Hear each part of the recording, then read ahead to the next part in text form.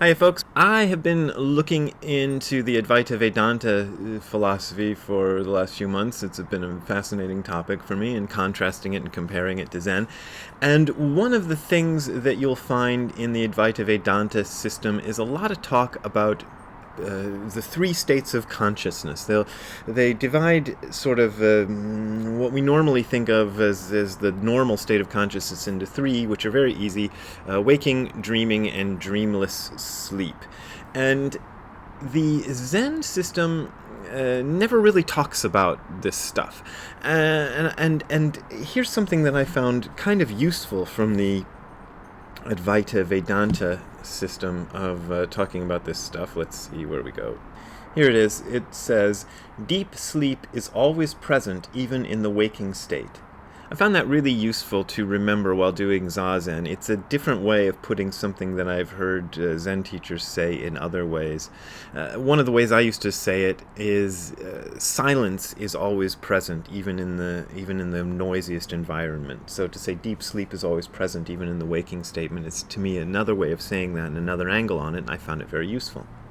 On the same page, this is page 98 of the book Conscious Immortality, in case you want to look it up. Here's a kind of typical version of the Advaita Vedanta feelings about sleep and so forth. The states of deep sleep, waking, and dream are accretions of the ego. The self is the witness of all. The self transcends them all. This witness consciousness should be found. In the self, there are not the three states, no waking, sleeping, or deep sleep. It is ever there. So that's just kind of interesting to me, the way they talk about this. When I was thinking about the Zen tradition and how we approach this, I was reminded of a passage that shows up in Shobo Genzo in an essay called Shisho, or the Certificate of Succession. And for those of you who want to follow along, this is in Shobo Genzo Volume 1 of the Nishijima Cross translation, Chapter 16. And it's near the end of the chapter. So I'm just going to read you a version of what occurs and tell you about it. While traveling, Dogen arrived at Manenji in the Heiden district. Now, Dogen is doing this thing that he often does, which is talking about himself in the third person, but you'll notice as we go along that he switches back to first person too. But anyway, trust me, this is written by Dogen, even though he's referring to Dogen as himself as Dogen. The master at the temple at the time was Master Genshi. While I was making personal salutations, the veteran master said, "Have you ever seen the certificate of succession that I have in my room?" A certificate of succession is what you get when you become a Zen master. You get this certificate that lists all the masters before you and has some seals and funny stuff on there. Dogen said, "How might I have the chance to see it?" He's been talking previously about different certificates of succession that he got to see when he was in China. The veteran master himself immediately rose, and holding aloft the certificate of succession, he said, "I have not shown this even to intimates or even to those who have spent years serving as attendant monks. This is the Buddhist patriarch's Dharma instruction, so you're not supposed to show this to people. However, while staying in the city on my usual visit to the city in order to meet the governor of the district, Genshi," now this is Genshi referring to himself by his own name, but that's what they did, "had the following dream. An eminent monk, who I supposed to be Zen Master Hojo of Daibaizan, appeared holding up a branch of plum blossoms and said, 'If there is a real person who has crossed the side of a ship, do not begrudge these blossoms.' Thus saying, he gave the plum blossoms to me. In any event, 5 days have not passed, and I meet you, venerable brother. What is more, you have crossed the side of a ship." That means he came over on a ship to China from Japan. "And this certificate of succession is written on cloth patterned with plum blossoms. You must be what Daibai," that's the Zen master in the dream, "was telling me about.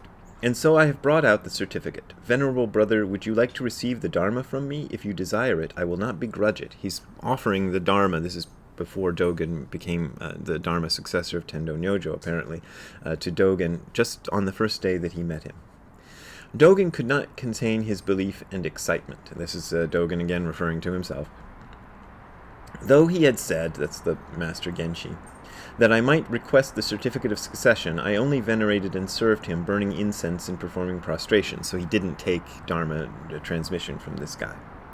Present at that time was a monk called Hone, an assistant for the burning of incense. He said that it was the first time he had seen the certificate of succession. Dogen thought inwardly it would be very difficult to see and to hear this sort of thing without the mystical help of the Buddhist ancestors. Why should a stupid fellow from a remote land be so fortunate as to see it several times? As I said, he's mentioned having seen other certificates. My sleeves became damp with the tears of gratitude. At that time, the other rooms in the temple were quiet and empty. This certificate of succession was written on white silk patterned with plum blossoms fallen on the ground. It was more than 9 inches across, and it extended to a length of more than a fathom. The rod was of yellow precious stone, and the cover was brocade. On the way back from Tendai-zan to Tendo, Dogen lodged at the overnight quarters of Goshoji on Daibai-zan. So this is the same mountain where that master supposedly in the dream appeared from. And I assume this master has already passed away because Dogen mentions nothing about seeing the master himself. Here I dreamed a mystical dream in which the ancestral master Daibai came, so an ancestral master, so it's somebody from a long time ago, so obviously he has passed away, in which the ancestral master Daibai came and gave me a branch of plum blossoms in bloom. An ancestor's mirror is the most reliable thing there is. The blossoms on that branch were more than a foot in diameter. How could the plum blossoms not have been the flowers of the Udumbara? And the Udumbara is a plant that has weird blossoms, apparently. I looked this up years ago, and now I've forgotten the details, but people thought it was a plant that didn't have flowers, but actually it does have flowers, but the flowers don't look like flowers. So the flower of the Udumbara is a symbol of something mystical and out of this world, apparently. It may be that the state in a dream and the state in waking consciousness are equally real. I read you that whole passage just to get to that line, because you have to set up the line in order to use it, but that's the line. That is how Nishijima and Cross translated it. It may be that the state in a dream and the state in waking consciousness are equally real. When I was working on this passage for my book, Don't Be a Jerk, I looked at various translations of that same line, and I'd like to share a few with you. This one is quite similar. It says, asleep or awake, the reality must be the same. So that's quite similar.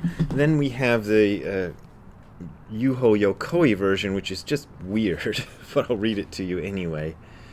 Both in dreams and reality, they would be the very ones. So, yeah, he's saying the plum blossoms must be the Undumbara flowers. I think this is just a misreading. Professor Yokoi was a very well-respected translator and writer about Dogen, one person who didn't respect him that much was Nishijima Roshi, my teacher.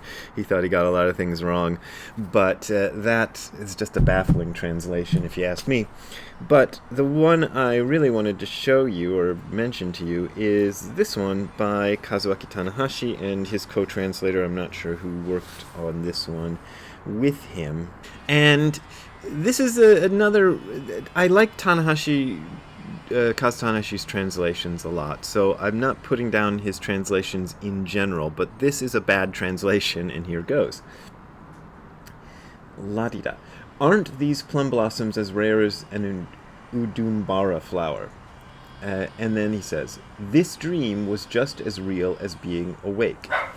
The reason that's a bad translation is because what Dogen actually says is Muchu to Kakuchu to Onajiku Shinjitsu Narubeshi.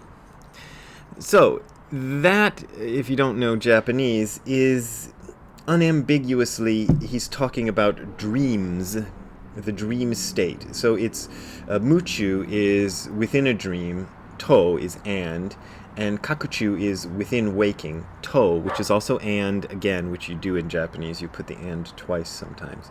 Onajiku, the same, Shinjitsu, reality, that's a Buddhist term, it's a normal term in normal Japanese, but in Buddhism it's a special term meaning reality, like with a big R. Shinjitsu Narubeshi is. And so Tanahashi and his co-translator making that this dream is wrong, because he could have said kono yume, this dream, and Dogen was nothing if not extremely precise. So the idea that he would make a mistake and forget to put the kono in there or to forget to rephrase it is just no, he didn't do that.